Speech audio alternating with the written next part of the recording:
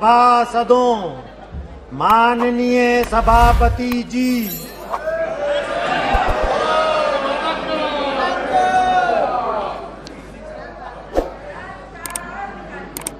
Shri M निवासलू Reddy ji, question number 122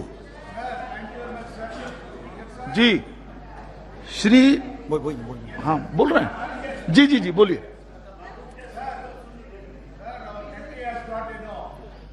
Long coastline, sir. And in that east coast is about 2,514 kilometers of length is there, sir. Comprises of 4 states passing through. Sir, the fishermen now having lot of problems there in that area, sir. I would request through you, the Honorable Minister, to have a common policy, sir. The financial package, whatever is being given is 4,500. Out of that, 1,500 has to be plowed back. So altogether they'll get only 3,000 rupees, sir, per annum. Whereas, in our Andhra Pradesh, our Honorable Chief Minister, Jagan Mohan Reddy Garu, has given, YSR Matchakara Bharosa about 10,000 rupees per annum, sir. Sir, now, the fish traders, will try to, knock away the thing. So I would request you, sir, through you, sir, to resolve the issue, sir. Thank you. Sir, the fish banning period is East Coast and Western Coastal. So Western Coast is some period they are following, and Eastern Coast is somewhere they are following. Sir, this amount we are giving, it is not for a compensation, sir. It is a support for the fishermen, those who are not going to the sea while the time of the ban period. Sir, the ban period is not applicable for the traditional fishermen. So those who are having traditional boat, within the territorial water, the fishermen can go and can do the business and they can catch the fish. There is no ban, sir. It is the government of India is giving additional support to the fishermen, sir. माननीय सदस्यगण, महत्वपूर्ण होता है, please go back to your seats. प्रश्न question number 123 Shri Uttam Kumar Reddy ji, Shrimati Hema Malini ji, माननीय मंत्री जी, पहले मंत्री जी, माननीय मंत्री, उत्तर सभापति पर रखा हुआ ना, हेमा मालिनी जी।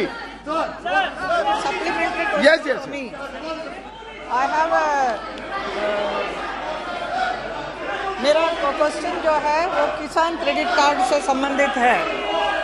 तो मेरे संसदीय क्षेत्र के किसान जो हैं वो किसान क्रेडिट कार्ड से बहुत ही बेनिफिशियल है, खुश है, लेकिन उनकी एक मांग है कि जो है किसान क्रेडिट कार्ड बनाने के समय बैंक द्वारा एक 12 सालाना डॉक्यूमेंट को जांच करने के लिए एडवोकेट को नियुक्त किया जाता है, जिसकी फीस भी ये किसानों को देना पड़ता है, जिसे वह बंद कराना चाहते हैं और इसे ऑनलाइन करने के लिए मांग है।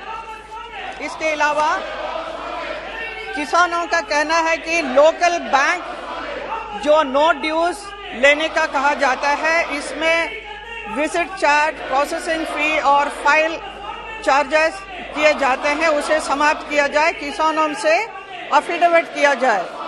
ये मेरी मंत्री जी से यही कहना है कि हमारे जो क्षेत्र के किसान हैं उनके सुझाव के ऊपर जरा ध्यान दें। माननीय सभापति महोदय जी, किसान क्रेडिट कार्ड योजना किसानों के लिए जब प्रारंभ की, क्योंकि पहले किसान जो सेठ साहूकारों से अधिक ब्याज पर पैसे लेते थे, लेकिन ये योजना जब से शुरू हुई है तो ब्याज छूट के आधार पर योजना प्रारंभ की है, जिसमें किसान से 4% ब्याज वसूल किया जाता है और उसमें वो किसान जो छोटे किसान हैं उनके लिए भी है, जिसमें 1,60,000 रुपये तक किसी प्रकार का कोई मॉर्गेज भी नहीं देना पड़ता और इसलिए इनके सुविधा की दृष्टि से आरबीआई के गाइडलाइन के अनुसार उनको वो सारी सुविधाएं दी जा रही है। और जैसा कि माननीय सदस्य ने कहा कि ऐसे किसानों से जो शुल्क वसूला किया जाता है, एक समय पहले किसानों से शुल्क वसूल होता था, लेकिन अब वो शुल्क वसूली खत्म कर दी गई है। अब किसान से किसी प्रकार का कोई शुल्क वसूला नहीं जाता है। और दूसरा रही बात ऑनलाइन की बात की है, तो ऑनलाइन के अंदर भी जो नए किसान हैं, उन नए किसानों को अगर अपनी फाइल सबमिट करनी है तो उसके लिए उसको वो अगर अपने ई मित्र या जो सेंटर है जहाँ पर जाकर वो अगर करवाते हैं तो उनसे डायरेक्ट ऑनलाइन भी फॉर्म भर के और वो सबमिट कर सकता है, जिससे कि बैंक के पास वो फॉर्म पहुंच जाएगा और उसको कहीं चक्कर काटने की भी जरूरत नहीं है और किसान को उसकी केसीसी भी नई किसानों को केसीसी मिल जाएगी। तो कुल मिलाकर मेरा ये कहना है कि प्रधानमंत्री जी नरेंद्र मोदी जी के समय में हर दृष्टि से किसानों के लिए इस तरह से सपोर्ट के लिए सरकार है वो तैयार है। और मुझे बताते हुए खुशी है कि इसके अंदर केसीसी के अंदर पहले किसान था, लेकिन अब किसान के साथ में पशुपालक भी है और फिशरीज जो है, जो फिशरमैन है, उनको भी इसके अंदर जोड़ा गया है और उसके साथ ही उनके लिए जो ये सुविधा की है, जिसकी वजह से किसानों की संख्या बढ़ी है और विशेषकर हमने इसके लिए विशेष अभियान भी चलाया और इस कोरोना के पीरियड के अंदर भी हमने लगभग 3 करोड़ से अधिक किसानों को इस नई जो केसीसी के साथ में जोड़ने का बहुत बड़ा काम हुआ है। तो मैं माननीय सदस्य को कहना चाहूंगा कि आपके क्षेत्र के अंदर भी इस तरह से विशेष जो अभियान चलाकर केसीसी के अंदर जोड़ा गया है। संबंधित प्रश्न पूछे जा रहे हैं, बेहतर हो कि आप भी सुनिए, आप भी सवाल पूछिए। श्रीमती जसकौर मीणा जी। बहुत बहुत धन्यवाद सभापति जी। मैं आपके माध्यम से ये जानना चाहती हूँ कि जिस तरह से कृषकों की आय दोगुना करने के लिए यशस्वी प्रधानमंत्री जी ने सपना देखा है और इस कार्यक्रम के अंतर्गत किसान की आय को वृद्धि करने के लिए अनेकों योजनाएं संचालित की हैं, लेकिन मैं पूछना चाहती हूँ कि क्या भूमिहीन किसानों को एफपीओ के साथ जोड़कर कृषि योजनाओं का लाभ दिए जाने की कोई योजना है? यदि है तो राजस्थान में कितने भूमिहीन किसानों को इस योजना से लाभान्वित किया है? माननीय सभापति जी, जैसा कि भूमिहीन किसानों को एफपीओ के साथ में जोड़ने की बात है, एफपीओ के अंदर ऐसे जो भूमिहीन किसान हैं उनको भी इसके अंदर किसान वो उसका सदस्य बन सकता है और इसके साथ ही उसके ये गाइडलाइन में है कि वो उसका जो भूमि मालिक है उसका उसके पास में वो होना चाहिए कि उसके जो उसकी एग्रीमेंट है वो होना अनिवार्य है। और इसके साथ ही इसके अलावा भी जो भूमिहीन किसान है वो किसान क्रेडिट कार्ड योजना के अंदर भी उसके लाभ ले सकता है और फसल बीमा योजना के अंदर भी वो अगर उसका एग्रीमेंट किसानों के साथ में जिसका जो जमीन का मालिक है उसके साथ है तो फसल बीमा योजना से भी जोड़ा गया है। एग्रीकल्चर इंफ्रास्ट्रक्चर फंड है उससे भी वो अपना इस योजना से लाभ ले सकते हैं। तो कुल मिलाकर भूमिहीन किसानों के लिए भी लगातार सरकार के द्वारा ये प्रयास किया जा रहा है कि हालांकि वो लैंड है वो किसान के, लेकिन उनका जो एग्रीमेंट है तो उस एग्रीमेंट के आधार पर उनको इस योजना के साथ में जोड़ा हुआ है। और एफपीओ के अंदर जैसा माननीय सदस्य ने कहा है तो एफपीओ से वो उसका अगर अपनी शुल्क जमा कराता है तो उसको उसके सदस्य बनाया जाता है और उसका आने वाले समय में एफपीओ के अंदर उस किसान को लाभ होता है। No point of order in question hour. Honourable member please sit down. Bhartruhari Mahtab जी।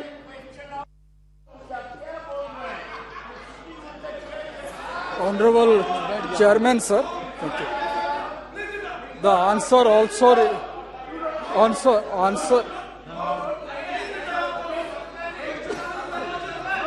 नहीं गलत बात है। क्वेश्चन आवर चल रहा है शौकत राय जी, बैठिए। क्वेश्चन आवर चल रहा है। You can't challenge the chair, you can't challenge the chair sir. Question hour चल रहा है, क्वेश्चन आवर चल रहा है सर। 12 नहीं बजे, क्वेश्चन आवर चल रहा है। क्वेश्चन अवर चल रहा है दादा। अरे भाई क्वेश्चन अवर चल रहा है, क्वेश्चन अवर के बाद चलो करो ना। प्रधानमंत्री फसल बीमा योजना is a very progressive program which started since 1998 and repeatedly it has undergone many avatars. But my question here today is, the present Fasal Bima Yojana, especially during Kharif season, a person can insure his crop up to 31st August of that year. For paddy, most of the crop plantation takes place till 15th of September or little later than that. My question here is the government considering of extending the insurance of paddy crop of Kharif season till end of September.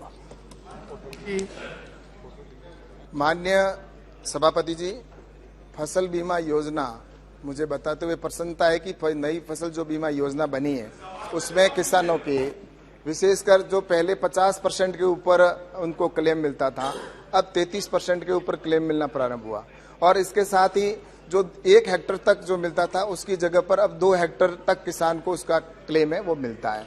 और रही बात, जैसा कि माननीय सदस्य ने 31 अगस्त तक की गाइडलाइन का कहा है, तो उसके अंदर जैसा कि राज्य से कोई प्रपोजल या ऐसी बात आती है तो उस समय पर समय का आगे पीछे करने का होता है, तो निश्चित रूप से भारत सरकार है वो संवेदनशील रही है किसानों के प्रति। तो मुझे लगता है कि ऐसी कोई भी आवश्यकता हो तो राज्य सरकार के प्रपोजल के ऊपर भारत सरकार विचार करती है। जी, क्वेश्चन नंबर 124 श्री चंद्रशेखर साहू जी। ऑनरेबल मिनिस्टर पटल पर है जी, सप्लीमेंट्री। सर, ऐसे तो जो आंसर्स है ये माननीय मंत्री जी ने और मिनिस्ट्री ने अति विस्तार से दिया है। मेरे ख्याल से जो जितना भी मेरा क्वेश्चन था सबका उत्तर भी है, लेकिन मैं थोड़ा पूछ रहा था कि ओडिशा स्पेसिफिक में जो पूछा था, ओडिशा स्पेसिफिक इसमें नहीं है। तो sir, I would like to know from the honourable minister regarding the details of modernization, strengthening of forensic capabilities so far taken in the country, particularly in Odisha, sir. During the last 3 years, the extent to which time taken for completion of forensic investigations reduced after such modernization and strengthening. So I want to know, sir, from the specific regarding Odisha, sir. Please, मंत्री। माननीय सभापति जी, जैसा माननीय सांसद ने जानना चाहा है, साइबर स्पेस बहुत तेजी से बढ़ा है और साइबर स्पेस की उपलब्धता के कारण अपराधियों को नियंत्रित करना बहुत कठिन हो रहा है। इसलिए साइबर सिक्योरिटी के साथ साथ हमने फोरेंसिक लैबों को उससे जोड़ा है और उसके साथ साथ यूनिवर्सिटी को भी बनाया है, निदेशालय को बना करके उन पर हम लोग नजर रखने का काम भी करते हैं। इसके अलावा अगर आप उड़ीसा की बात करेंगे तो हमारी जो सेंट्रल फोरेंसिक साइंस की लैब है उसमें कोलकाता जो है वो उड़ीसा से जुड़ा हुआ है और स्टेट्स की अपनी भी लैब है। लेकिन जहां तक मॉडर्नाइजेशन की बात है, हमारी सरकार लगातार मॉडर्नाइजेशन का काम कर रही है।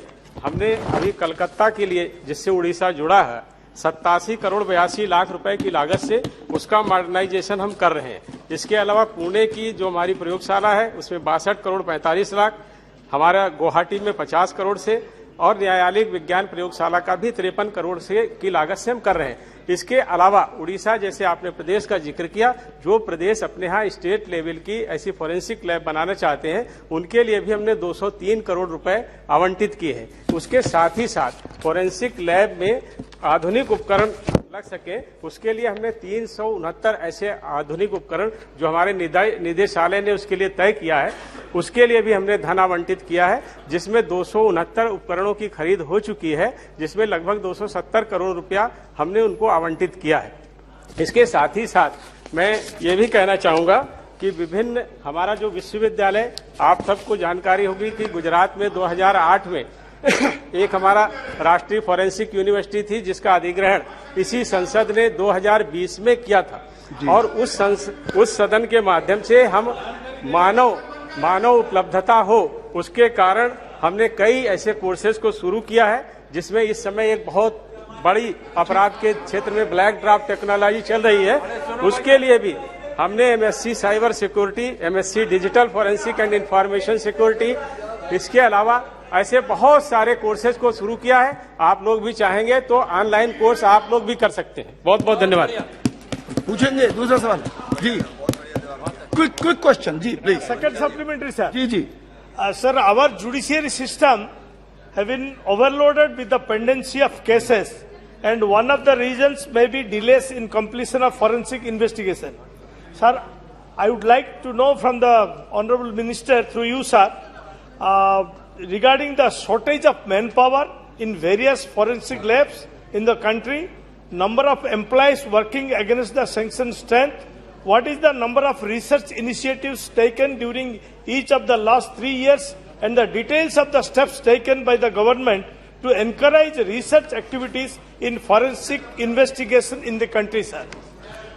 जरा संक्षिप्त उत्तर दे दीजिए। माननीय सभापति जी, हमारी सरकार ने गृह मंत्री जी और प्रधानमंत्री जी के नेतृत्व में हमारे मंत्रालय ने लगातार ये जो मैन पावर है उसको कम करने की, जैसे मैंने पहले प्रश्न के उत्तर में कहा, एक यूनिवर्सिटी बनाई है जिसके माध्यम से हम लोग मैन पावर की कमी को पूरा करने के लिए ऐसे 51 कोर्सेज में सर्टिफिकेट और डिग्री देने का काम कर रहे हैं, जिससे हम मैन पावर को भी पूरा करेंगे। उसके साथ साथ मॉडर्नाइजेशन, हमारे सैंपल का कलेक्शन ठीक तरह से हो सके, सैंपल का कलेक्शन करके सही तरीके से उसको पहुंचाया जा सके, उसके बाद उसका परीक्षण ठीक ढंग से हो सके, उसके लिए भी आधुनिक मशीनों का हम निर्माण कर रहे हैं, उनको लगा रहे हैं, ऐसे यंत्रों को देख रहे हैं। और उसके साथ साथ हमने जो निदेशालय बनाया है उसके माध्यम से पूरी नजर ऐसी सारी गतिविधियों पर हम रखने का काम करते हैं। प्रश्नकाल समाप्त।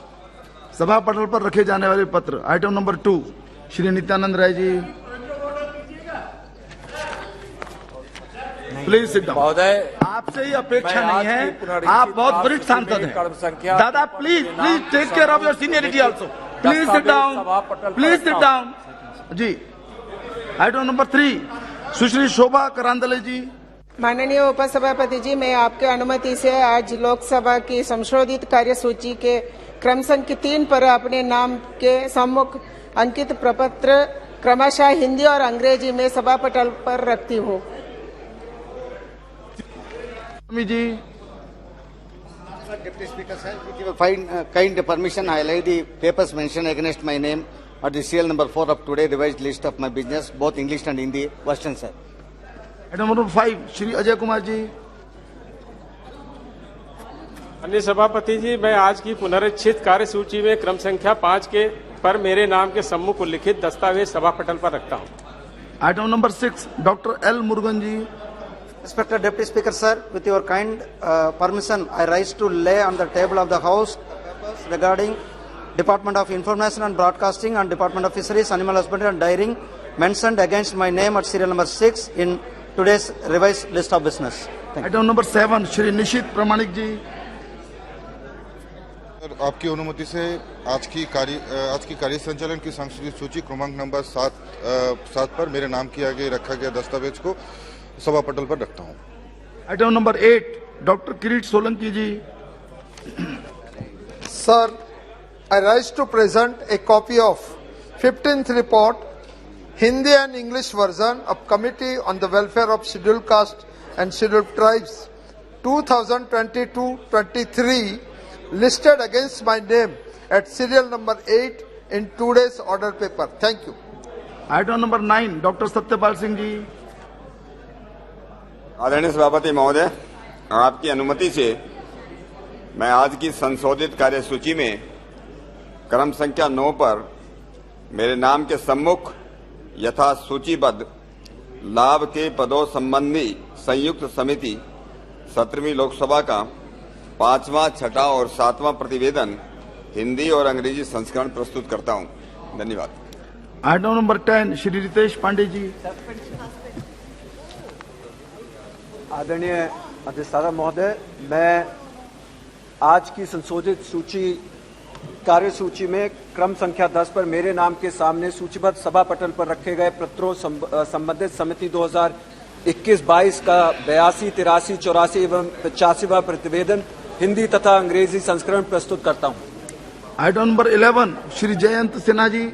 Sir, I rise to present a copy of the 46th report, Hindi and English versions of the Standing Committee on Finance on the subject strengthening credit flows to the MSME sector as listed against my name at serial number 11 in today's order paper. Item number 12, Shri Guman Singh Damur ji. Sir, I rise to lay on the table the Hindi and English versions of the further action taken statements of the Standing Committee on Water Resources as listed against my name at serial number 12 in today's order paper. Thank you. Item number 13, Shri Faggan Singh Kulaste ji. महोदय, मैं आज की संशोधित कार्यसूची में क्रम संख्या 13 पर मेरे नाम के सामने उल्लेखित भूमि संरक्षण विभाग ग्रामीण विकास मंत्रालय संबंधी स्थायी समिति की 23वीं रिपोर्ट के संबंध में समिति द्वारा की गई विभिन्न सिफारिशों के क्रियान्वयन की वर्तमान स्थिति सदन के पटल पर रखता हूँ। धन्यवाद। शून्यकाल।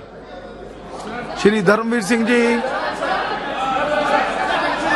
बैठिए बैठिए बैठिए तो